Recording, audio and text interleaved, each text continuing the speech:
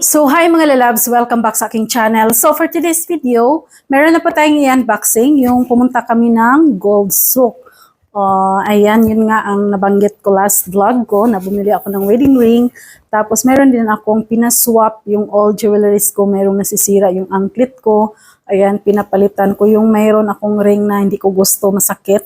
So pinapalitan ko, so hindi ako lugi kasi same lang din po yung, siguro ano lang ako ng mga 40 QR kasi how many years na din yon, kaya okay lang. So ayan, ipakita ko sa inyo mga baby loves.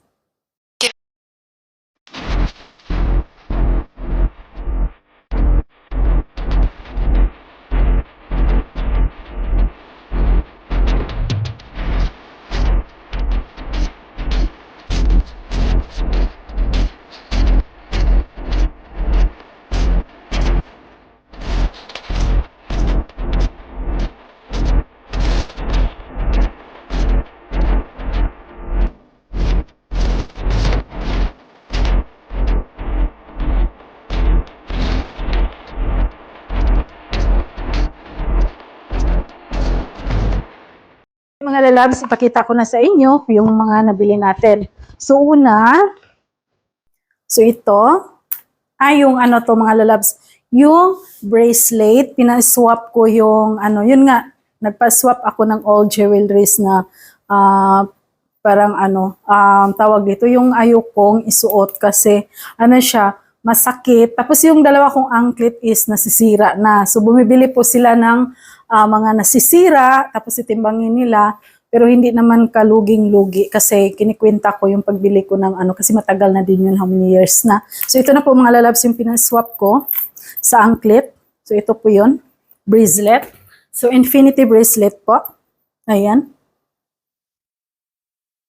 Almost 7 grams. Ayan. So ayan, so una natin ipakita sa inyo, ayan, bracelet. Yan. So, ito po yung box. May gold dito, tapos black. Tapos,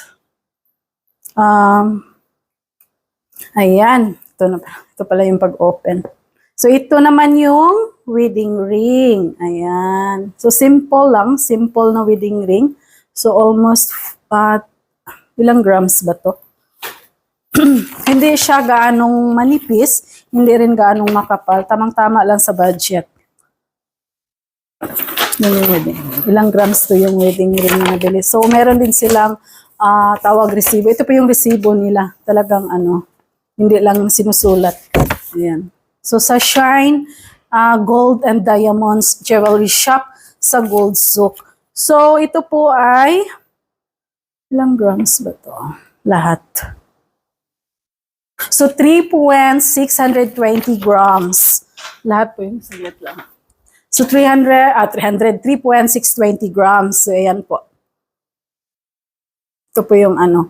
So, yung sukat nito is 10.5 at saka 7.5. Sa kapatid ko na babae. Ayan. So, yan po mga lalab. So, simple lang siya na design. Meron lang siyang ano dito. Yung design na simple lang. Ayan. So, maganda siya para sa akin is simple. Simple is beautiful. Tapos yung sa asawa niya, ito, malaki is 10.5. So, yun. Inaano ko lang din sa budget. So, ayan.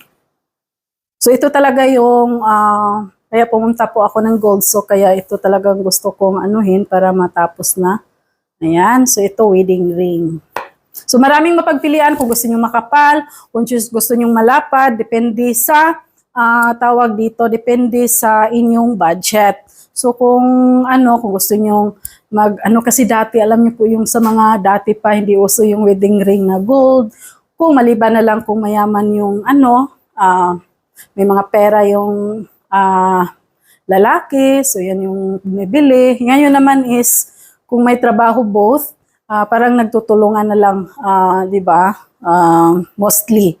Kung hindi lang lalaki ang gumagastos, pero mayroon ding lalaki na gustong sila lahat ang gumagastos. So, depende po yan sa pag-uusapan nyo. Tapos dati naman, hindi naman ano yung wedding ring, basta makasal lang. Importante ngayon kasi maganda din po yung may wedding ring. Yung iba naman na hindi maka-afford ng ano, gold, marami na po yung nagbibenta ng silver, meron na po nagbibenta ng stainless. So yung stainless naman is, hindi po yan siya nag-fade. So okay lang.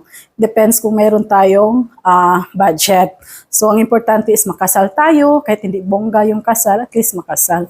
So yun lang po yun mga lalab. So depende sa budget nyo po. Gusto nyo yung design, make your own design, and pupunta kayo sa shop, pakita yung design, so magda-down lang kayo doon, so yun, gagawin nila. So depende kasi yung design, kung medyo mahirap yung design, syempre maano din yung price. So yung per grams pala, yung 18K is 173 QR. So next, ito, pakita ko sa inyo. Wow! So ito mga lalabs, ay masira na yung ano. So ito mga lalabs, ulit lang. So yun nga, pinaswap ko lang, hindi ako nagbayad. Siguro nagbayad lang ako ng 50 QR. Ayan, so alam niyo po kung ano to? Dollar sign. O, diba? Kasi sumasahod tayo ng dollar. Diba? Sumasahod tayo kahit hindi naman monthly yung sahod natin sa YouTube. So, pero, ayan, nakita ko ito. O, diba? Sumasahod tayo ng dollar. So, meron naman po akong chain. Hindi na po ako bumili ng chain kasi ako naman bumili lang ako ng mga pendant. Kung gusto niyo po yung merong bagong design ng pendant, so no need na po magbumili ng chain. So, palitan mo lang para sabihin na, dami pala niyang alahas. Pero yung pendant lang pala yung pinapalitan. Yung chain, kasi meron din akong chain eh. O, di ba? Ayan, dollar sign. So, almost 3 grams din po ito. For mga 3 grams, yan, ganyan. O, diba? Dollar. May dollar na sinday. Swap lang po ito mga lalabs, mga old jewelry ko. Tapos, ito na po yung last para sa mother ko. Yung mother ko mga lalabs, lagi po namin binibilhan ng earrings, gold. Pero lagi nawawala. So, yung mga ilan yung hikaw niya na andoon sa bahay, nawala na po yung partner. So, ngayon binilhan ko na naman siya. Ayan, maganda itong design. Branded ang design nito. Hindi ko alam kung ano to. Parang, ewan ko, anong tawag dito? Ayan. So, kakaiba po siya. Meron siyang design. So, ayan. Maliit-liit lang po kasi, syempre, medyo may edad na yung mom natin. Hindi naman kailangan sobrang laki yung hikaw. Ayan. So, maliit lang siya. Tamang-tama. Ayan. So, ano po siya? Medyo makapal. So, matitibay. Maganda yung medyo makapal ang para matibay. Sana hindi na tumawala. Sabi niya, hindi na daw niya walain. Tapos bilhan ko na lang siya ng kwintas, pabili siya ng kwintas. Ayan. O, diba? Tapos, yun lang. Tapos, natin yung, saglit lang. So, ito na po yung chain na lagi kong ginagamit. So, gustong-gusto ko ito kasi hindi siya gaanong mahaba. Ayoko kasi yung chain na mahaba. Gusto ko lang, at I think is to siya, 15 inches. 15 inches lang to. Hindi naman gusto ko nga yung 14. So, 15 inches lang po ito. So, hindi siya mahaba. So, ito ay nabili ko last time yung nag-Dubai kami. Ang tagal na to. 2016? Yes, 2016. So, ito, pwede mo lang ilagay dito. So, 18K lang po itong mga lalabs ha. Kasi ayoko yung 21 or 22. Gusto ko lang 18K. Kasi yung kulay niya, gustong-gusto ko yung 18K. Ayoko yung sobrang, kasi ibang kulay yung sa 21. Ulit lang. Suot natin.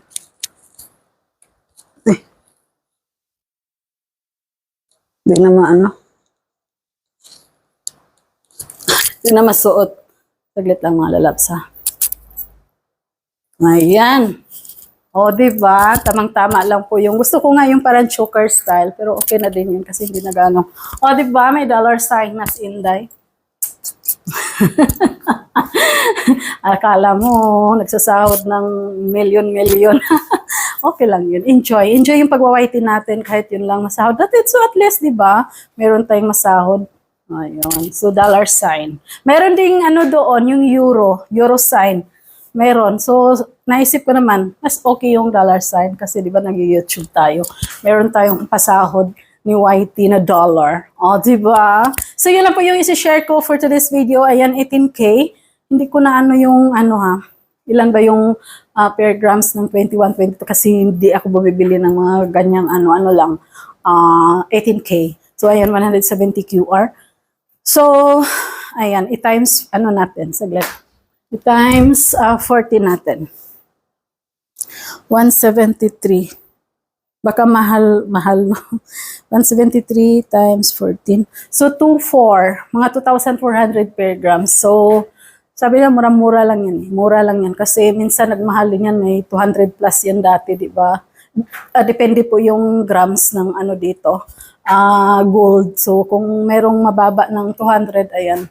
Medyo mura-mura na yan. So, ayan, thank you so much. Ayan, so sinishare ko lang po sa inyo yung nag-gold stock kami. Ang sarap mamili kapag maraming budget. Pero wala akong budget. Pinaswap ko lang yung mga, kasi pag ipaayos ko, maninipis lang kasi yung ano ko, yung anklet. Pati yung may kwintas ako manipis, sobrang nipis. Pero lugi lang ako ng mga 40 reals lang, hindi talaga ano. Kasi syempre pag bibilhin nila yung luma, syempre luma na yun, hindi talaga nila eksakto sa ano. Pero at least hindi ako luging-lugi. Sa angkit ko naman, kahit sira, ayan, same price lang yung pagbili ko. Kaya punta kayo sa Shine Jewelry, sa Gold Sock, pwede silang bumili ng mga lumang jewelry na sira. Kahit isang hikaw yan, nawala yung isa, pwede nilang bilhin. Kasi tutunawin yan nila. Tapos igawin nilang kwintas, ring, necklace, ganun, kwintas, necklace. Yung mga tawag dito, bracelet, kahit anong gagawin nila. Basta tunawin man yan nila yung mga binibili nila na luma. So ayan, thank you so much. See you later kasi magla-live po ako. Maraming salamat sa lahat ng mga legit subscribers ko, sa lahat ng mga friends ko dyan. Hello, shout out to all my members, super chatter. Thank you very much sa aking team Bakbakan. Thank you sa lahat po nung nanonood sa aking mga videos araw-araw, sa walang sawang sumusuporta sa aking channel. Thank you very much and God bless us everyone. Bye! See you next vlog!